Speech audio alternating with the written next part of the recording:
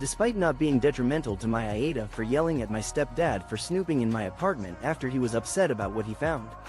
So about a week ago I, 22F, asked my parents, 47 meters in amp, 40F, if they could stop by my apartment just to check on my dog who had been sick while I was at work.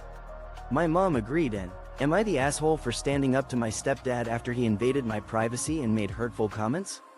Last week, I, 22F, asked my parents, 47 meters in amp, 40F, to visit my apartment to check on my ailing dog while I was at work. My mom agreed, and they seemed fine, even after spending time in my home. However, things took a drastic turn when my stepdad refused to speak to me or look at me during dinner at our family home the next day. After I asked what was wrong, he opened up about going through my things, specifically my bedside drawer, where he found items that made him uncomfortable. He viciously attacked me, calling me a disappointment, foul, and a deviant whore, claiming he didn't raise me for 17 years to become someone like that. I was left standing, mortified and bright red with embarrassment, as my younger brothers and grandparents could hear his hurtful words from the next room. I lost my temper and yelled at him for disrespecting my personal space, reminding him that I'm an adult woman and that my apartment is my private domain.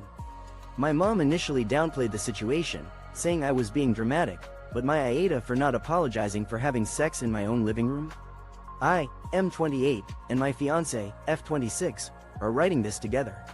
Obviously we are engaged, but we have lived together in my house for about 2 years now, longer than we've been engaged. I have a brother, M27, Ryan, and Rai. My fiancé, F26, and I, M28, are writing this together to address a recent conflict with my brother, M27, Ryan, and his fiancée, Erica. We've been living together for about 2 years, longer than we've been engaged. Ryan and Erica have a complicated history. They had their first child at 17 and have had 2 more since then. Despite their tumultuous relationship, they've had periods of being together and apart.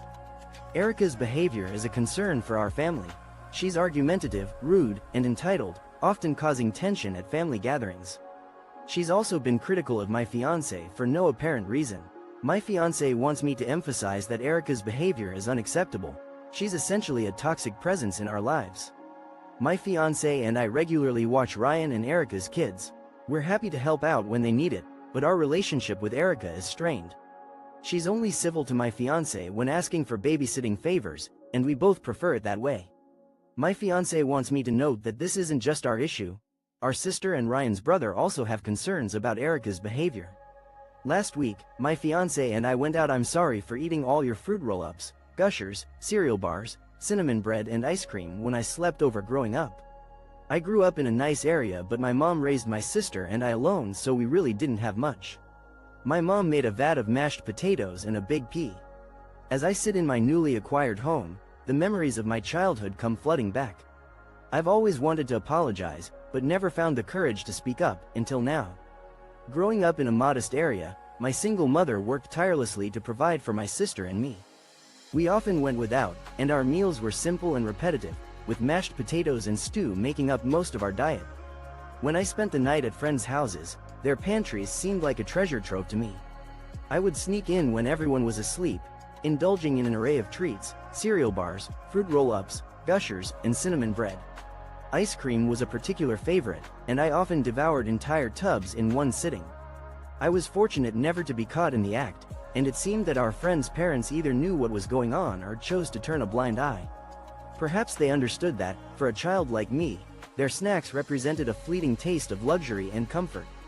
Now, in my late 20s, I'm finally owning a home of my own, and as I stock my pantry, a mix of emotions surfaces.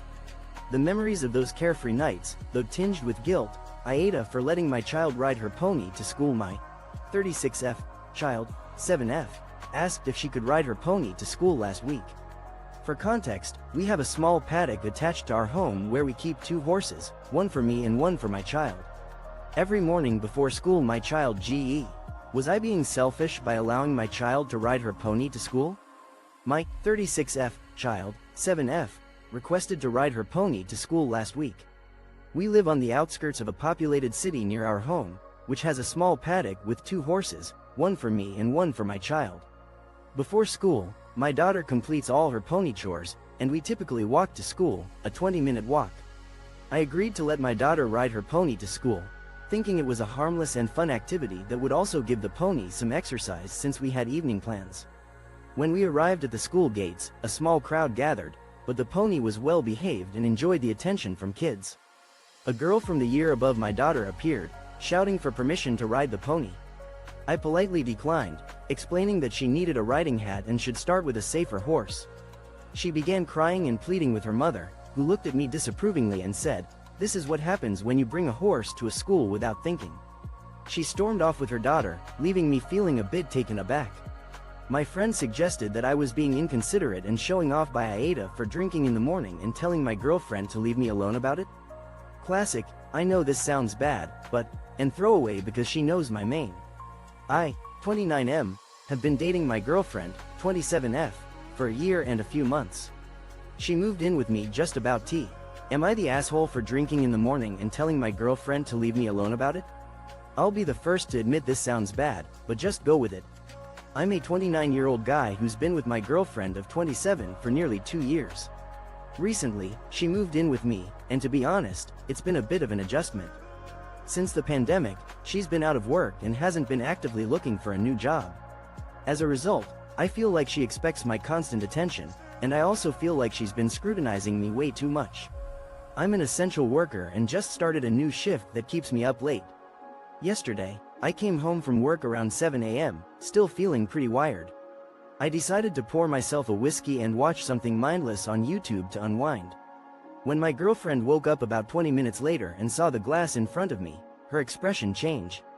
"Wait a minute," she said, "you're actually drinking in the morning?" I tried to explain to her that it wasn't like it was morning to me, that it was actually my evening time, and that just because I work mylife.com has a profile on me with identifying information. Their website falsely claims I have a criminal record.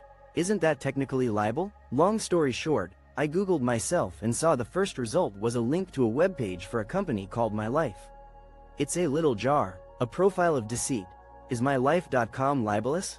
When I stumbled upon mylife.com, I was taken aback to discover a comprehensive profile featuring my personal details, including images, hometown, and even my phone number.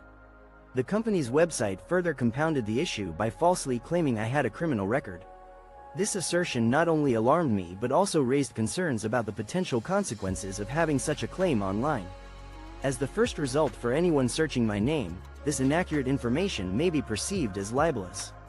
Although it may seem insignificant, the company's assertion that I have a criminal record is a serious accusation.